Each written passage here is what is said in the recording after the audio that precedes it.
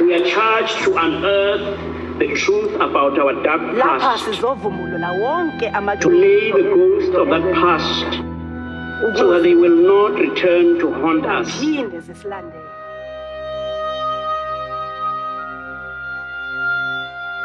Sometimes I hear knocks on the door, thinking that it is Lolo coming home, saying that, Mom, I'm back home. Then I'll open my arms and try to hug him and say, welcome. Forgiveness does not come cheaply.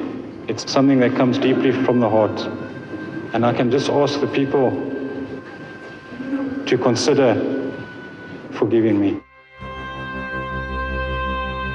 I just want to know the stories, like about the man who got blown to pieces and stuff. Was that true? Did that really happen? Because it's so sad. All the testimony comes from real stories. Yeah. Our policy is one which is called by an Afrikaans word, apartheid. It was amazing for the leadership that came out of jail and from the camps to decide that instead of persecuting their ex-oppressors, to forgive them.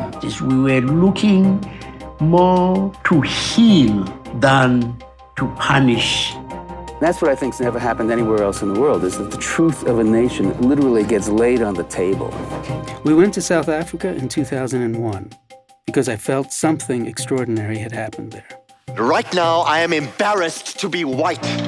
I'm so angry with my fucking ancestors! Working with 7 different tribes of South African actors, just emerging from violent conflict, we built a piece of theater. It was called Truth in Translation, and it was created around one question: can we forgive the past to survive the future? In the process, the actors began questioning themselves, began testing the multiple truths of their own reconciliation. Every black person in this country knows your father better than you do. We saw them in the fucking towns. Everything you suspect, everything you love, everything you hate, I am it. I am your memory. And the new progressive dialogue was created.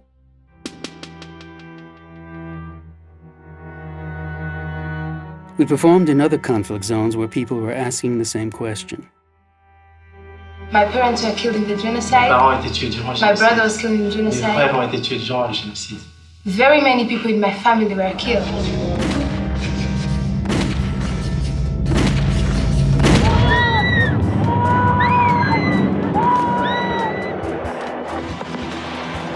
Anyone can be bad. Et que tout le monde peut changer et devenir mauvais. Because we are human.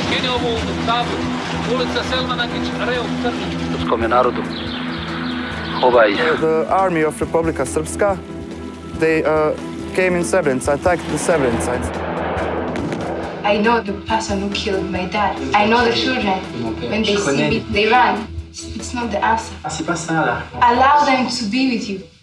To hate Être avec vous. Accepter qu'ils vous haïssent. With time. Et avec le temps. They'll change. I know some Hutu people. They're my friends at school. Ce sont mes amis à l'école. Like we sit together. On s'assoit ensemble. I talk about them when they're there. Je parle d'eux quand ils sont là. I say all the nasty things. J'ai dit toutes les mauvaises choses. But they allow it. Mais ils acceptent. They understand. That's how you must feel. Ils comprennent. C'est comme ça. C'est ça la reconstruction. They understand me. Ils comprennent. Ils me comprennent. And I love them. Ja ne znam kakve su te majke da pristanu tako uzeti kosti i jednostavno da ne odgovaraju, sutra će doći opet pa će ih pobiti. You are saying that we should, as the Serbs in Mitrovica North, reach out towards the Albanians. Are you sure that if you would go on local TV station and say that openly, we should start living together, we should cross the bridge and start kissing each other? Would you go to the local TV station and do that? Will we have audiences that are only Serb, or will they be mixed? Mixed, maybe, but no Albanians. I was told that the only way that I could come here would be to perform for one group of people in one theater and another group of people in another theater.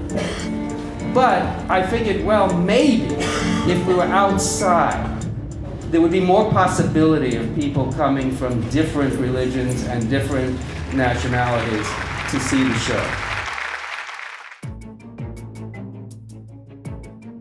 We performed Truth in Translation in the north of Ireland, where the past is neither dead nor is it past. but still no one wants to talk about it. After each performance, South African actors and Northern Irish audiences argued. The conflict that we've come through, it's not appropriate for a Truth and Reconciliation Commission because the government is a player and the government hasn't been overthrown. What you did on stage was brilliant. It's opened up a lot of issues, and even among ourselves in Ireland. I think it's a waste of time.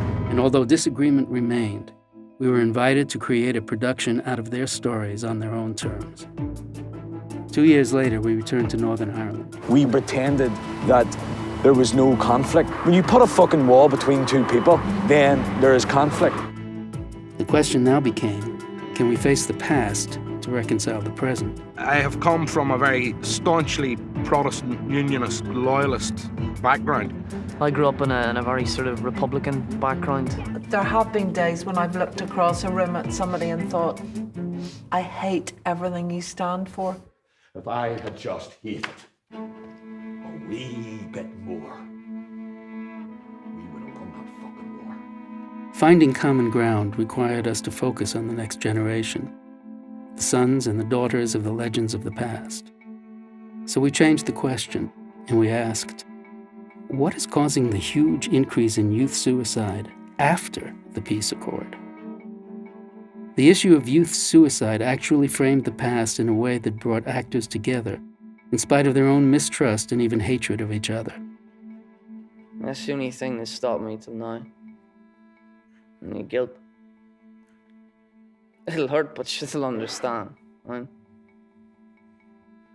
Useless. A small but fragile reconciliation had begun. As we started to find our story in Ireland, we were invited to create a production for young circus performers in Cambodia.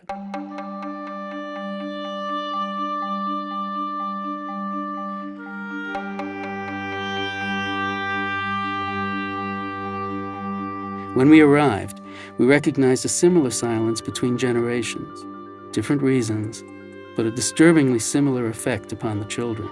I always think that because my country have a lot of war, everything destroyed, corruption, everything.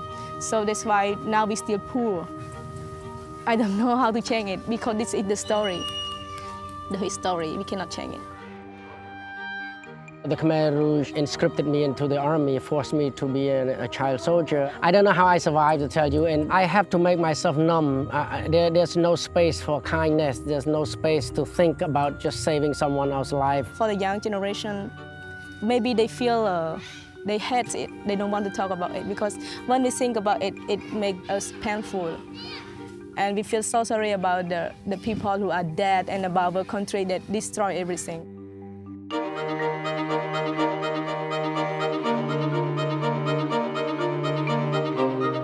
We were now working with second and third generation orphans of a past genocide. They were born free of institutional violence, but not free from the traumatic remnants of a past which was being buried before it was understood.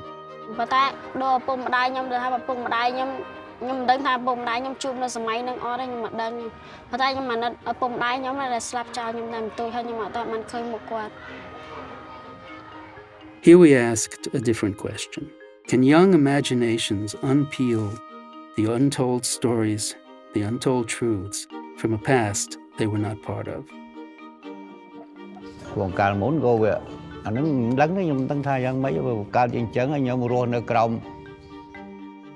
If they don't reconnect to the history of Cambodia and to the story of their parents, I think it's a danger to that. If they don't know about the past, where they come from, they most likely don't know who they are. And they're gonna be blindly going to the future. In both Northern Ireland, South Africa, and Cambodia, theater had become a device for listening to things that silence protects. As we continue our explorations in Cambodia, we are asking the question, how can we ask our children to face a past they know little about so they can reach out for their future?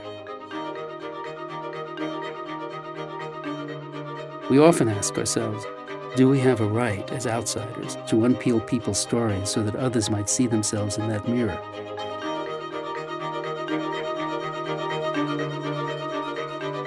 And we reaffirm from each new experience that nothing brings people together better or faster than seeing themselves through another person's eyes. Because, dear God, you said a human being's bones cannot just disappear. Whoa, whoa, whoa, whoa, whoa.